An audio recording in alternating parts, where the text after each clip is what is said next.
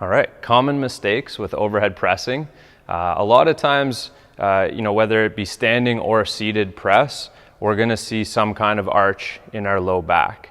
And so again, we're focusing on that shoulder strength piece. So we're thinking press that weight overhead as hard as we can, and we forget about some of those, some of the more important parts of the body, which of course is our core or our midline. So from the side, we see this, even if you're in a good setup position, we see this press where the rib cage goes with the arm and the bar. And sometimes we recover at the end and sometimes we don't. But ultimately, we want to make sure that we lock in place first. So that's with your breath, squeezing through the midline.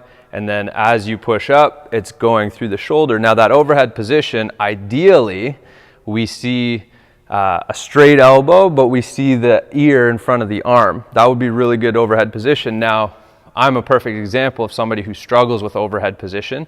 So when I get both arms up, if I try to put my ears in front of my arms, I can have a tendency to start to arch, which is something that we want to avoid.